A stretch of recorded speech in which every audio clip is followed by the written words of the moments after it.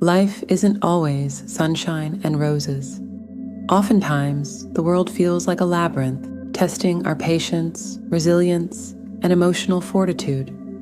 In the face of such complexities and challenges, it's only human for our minds to sometimes gravitate towards negativity. This inclination stems from our evolutionary instincts to be alert to potential threats, leading us to often focus on the negative as a protective mechanism. The accumulation of past hurts, disappointments, and unmet expectations can tint our worldview with skepticism or pessimism. It's understandable, then, that amidst life's uncertainties and setbacks, negative thinking can emerge as a reflex, a defense against the unpredictable nature of our journey. But recognizing this is the first key step towards transcending it. However, recognition alone isn't enough. We must also embrace the existence of our negative thoughts. Embracing doesn't imply resignation or defeat, but rather it's a profound understanding of the situation's true nature. By acknowledging and accepting our negative thoughts, we give ourselves the necessary foundation to interrogate their origins and influences. From this position of clarity, we can begin the journey of untangling these thoughts, discerning their validity, and crafting a proactive plan to shift towards a more positive and constructive mindset. Without acceptance, we remain in denial, prolonging the cycle of negativity. But with understanding, we arm ourselves with the tools to initiate change and foster growth. Recognizing and embracing our negative thoughts is a journey of self-awareness and genuine reflection. It begins with tuning into our internal dialogue, listening carefully to the narratives we often replay in our minds. While it's natural to dismiss or quickly combat these thoughts, it's valuable to pause and truly listen. As we give attention to these thoughts, we should question their origins. Are they based on past experiences, external judgments, or inherent fears? Embracing them doesn't mean accepting them as truths, but understanding them as part of our human experience. When we choose to embrace our negative thoughts, a transformative shift occurs within us. Instead of being helpless prisoners to these thoughts, we become their masters while deciphering the lessons they offer. Hidden within these shadows are insights about our desires and fears. By confronting them head-on, we begin to unveil underlying issues, perhaps old wounds that need healing or unmet needs seeking attention. As we delve deeper, we often find greater empathy for ourselves, recognizing that our thoughts, even when negative, come from places of genuine concern or past traumas. Embracing them leads to heightened self-compassion, resilience, and a clearer understanding of our path forward. In this newfound clarity, the negative thoughts begin to lose their grip, making way for more constructive, empowering narratives to flourish. Understanding our negative thinking patterns is like navigating a complex maze of intertwining pathways formed by years of experiences, reactions, and internalized subconscious beliefs. Tackling these patterns demands patience. There are no shortcuts to deciphering the intricate webs of our own psyche. Hastiness can often lead to misjudgments or overlooking deep-rooted patterns, so it's crucial to approach this journey with a sense of calm and patience. The foundation of this exploration is introspection. Introspection serves as our compass, guiding us through the dense thickets of our mind. It's through this deliberate, reflective self-examination that we begin to distinguish between fleeting negative thoughts and recurring patterns. By regularly setting aside time for introspection, perhaps in moments of solitude or during deliberate meditation sessions, we refine our understanding of our mental pathways. A critical aspect of this journey is developing a keen awareness of our emotional triggers. Every individual has unique catalysts that spark negative thought patterns, It could be specific situations, interactions, memories, or even sensory stimuli. Recognizing these triggers requires vigilant observation. As we move through the day, we should aim to cultivate an almost detective-like curiosity about our reactions. When a negative thought surfaces, tracing it back to its origin can often reveal its trigger. To truly understand our thinking patterns, we must become active observers of our mental landscape, almost as if we're stepping outside of ourselves to watch our thoughts from above.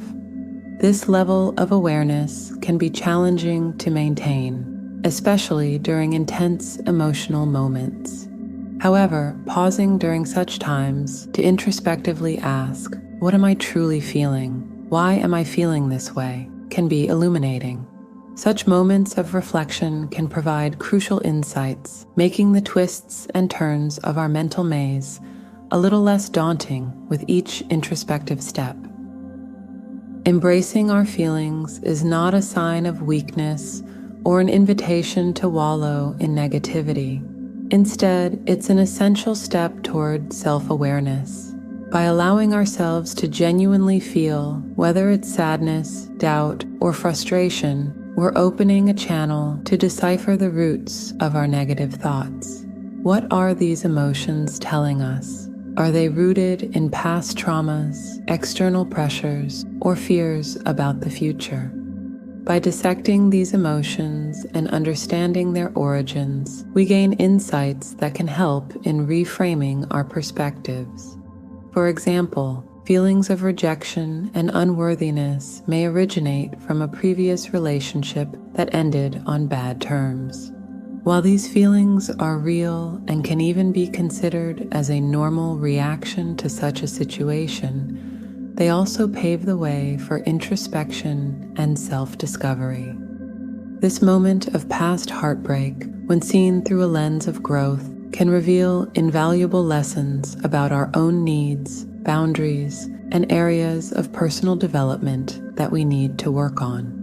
As we dig deeper into these feelings and subsequent thought patterns, we can reframe the situation and emerge stronger, more self-aware, and better equipped for future relationships, having transformed our wounds into wisdom.